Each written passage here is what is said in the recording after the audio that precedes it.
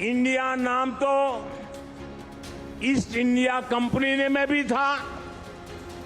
East India company में भी India था कि नहीं था? लेकिन इंडिया नाम अपनी भारत भक्ति दिखाने के लिए नहीं, बल्कि भारत को लूटने के इरादे से लगाया गया था।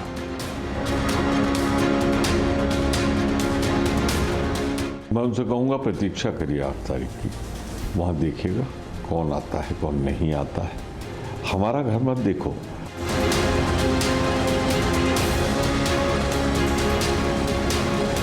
इंडिया अलायंस का हिस्सा आम आदमी पार्टी नहीं है। पहले भी हमने कहा था कि ये सभी लोग अपने अपने भ्रष्टाचार को बचाने के लिए ही एक होने की कोशिश करते हैं। आज उनका भेद खुलता है। ये तो कांग्रेस को समझना चाहिए ना कि कांग्रेस एक बड़ा दल है, कांग्रेस की भूमिका बड़ी होनी चाहिए। क्यों डीएमके उनसे नाराज है, क्यों टीएमसी उनसे नाराज है, क्यों आम आदमी पार्टी उनसे नाराज है? इंडिया अलायंस में है कौन है? अभी तो सीपीएम कह रही है कि मैं पार्ट नहीं हूँ, मैं अभी रांची से आ रहा हूँ। झारखंड मुक्ति मोर्चा कह रही है कि हम दूसरा कैंडिडेट देंगे। डीएमके जो है वो अलग सीट पर बैठ गई। तृणमूल कांग्रेस का आता पता नहीं है। इसमें कोई शक नहीं कि 2024 के लोकसभा चुनाव में जब लगभग 26 राजनीतिक दल भारतीय जनता पार्टी के खिलाफ, एनडीए के खिलाफ एकजुट होकर चुनाव लड़ रहे थे तो राजनीतिक प्रदर्शन 2019 के मुकाबले काफी ज्यादा बेहतर था। लेकिन 2024 से 2026 तक सियासी तापमान काफी कुछ बढ़ चुका है। कई सारे सवाल जो इंडिया गठबंधन को लेकर तब भी थे वो और ज्यादा बढ़ चुके हैं। सवाल ये कि क्या राहुल गांधी और ममता बनर्जी के लिए इंडी गठबंधन चुनावी मजबूरी है? क्या गठबंधन से डीएमके के बाद जेएमएम और सीपीएम भी छिटकने की कगार पर हैं? क्या अपने परिवार और भ्रष्टाचार को बचाने के लिए अधिकतर राजनीतिक दल इस अलायंस में एक बार फिर जुटते नजर आ रहे हैं? हमारे साथ एक खास पैनल जुड़ेगा। हमारे साथ जेडीयू की प्रवक्ता श्वेता प्रिया जी जुड़ चुकी हैं और हमारे साथ समाजवादी पार्टी के प्रवक्ता प्रोफेसर भुवन जोशी जुड़ चुके हैं। आप दोनों का बहुत बहुत स्वागत है। प्रोफेसर जोशी, अब 2 साल पहले 1 जून 2024 को इंडिया गठबंधन की आखिरी बैठक हुई थी। 2 साल बाद आप एक बार फिर इकट्ठा होने की कोशिश कर रहे हैं। बहुत कम वक्त है या बहुत ज्यादा वक्त बीत गया? 2 साल का इंतजार।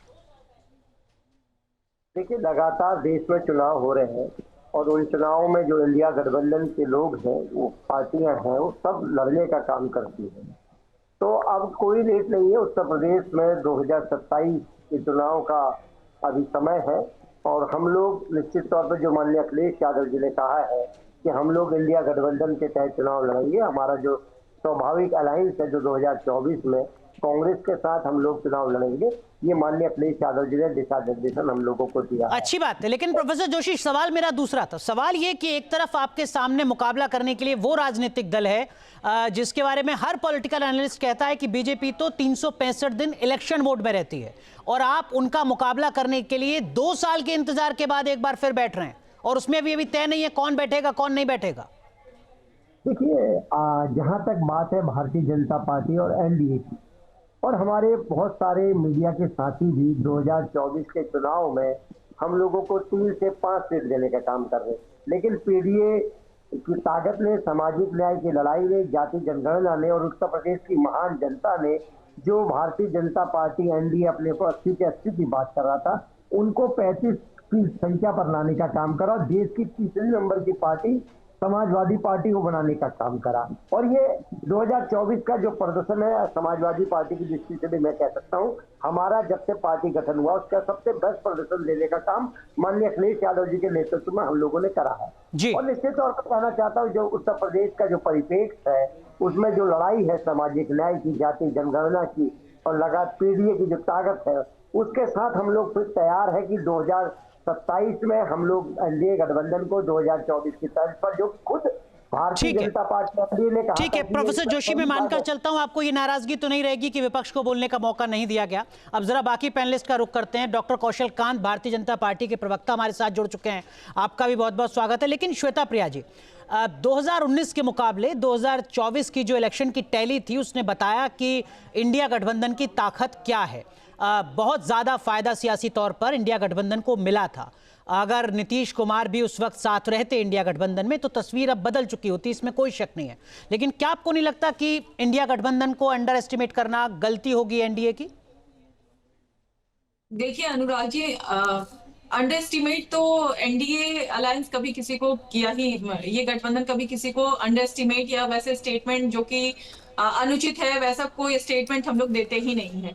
रही बात इंडिया गठबंधन की, और जो आपने 2024 की बात कही है, 2019 के बाद 2024 में जो भी चीजें हुई थी उसके बाद फिर से देखिए, जब आप अपनी गलतियों को रियलाइज करते हैं, उस पर काम करते हैं, तो ऑब्वियस सी बात है फिर आप सही डायरेक्शन में जाते हैं, आप लोगों का विश्वास जीतते हैं। और वही चीज आप देख रहे होंगे बिहार इलेक्शन में भी हुआ, आप देख रहे होंगे बंगाल इलेक्शन में भी हुआ। और इनके बीच आपस में कितना मतलब पहले भी मैंने बोला है, ये एक झगड़ा बंधन है जो इनका रिजॉल्व भी नहीं होता है। अभी कुछ दिन पहले स्टेटमेंट राहुल गांधी जी ने दिया था कि बीजेपी टूट जाएगी, 1 साल में खत्म हो जाएगी। ये अपनी आप बीती पहले ही रख देते हैं देश के सामने, लोगों के सामने। और आज इनके साथ क्या हो रहा है, डीएमके एक ऐसी पार्टी है जो दशकों से कांग्रेस के साथ जुड़ी हुई है, और इनका जो नीति है यूज एंड थ्रो का नीति है। कांग्रेस में आपने हमेशा ही देखा होगा, जितने भी क्षेत्रीय दल के नेता होते हैं, बाद में उनका स्टेटमेंट हमेशा ही ऐसा होता है जिसमें असम्मान की बातें वो करते हैं कि इस गठबंधन में कांग्रेस किसी का भी सम्मान ठीक है, नहीं लेकिन करती। श्वेता प्रिया जी, माफ कीजिए आपको रोक रहा हूं, 2 साल पहले आपकी पार्टी के सबसे बड़े नेता उसी इंडिया गठबंधन का सबसे बड़ा चेहरा थे। अगर ममता बनर्जी रोड़ा ना अटकाती, अगर नीतीश कुमार संयोजक बन जाते, तो आज आपकी लाइन दूसरी होती।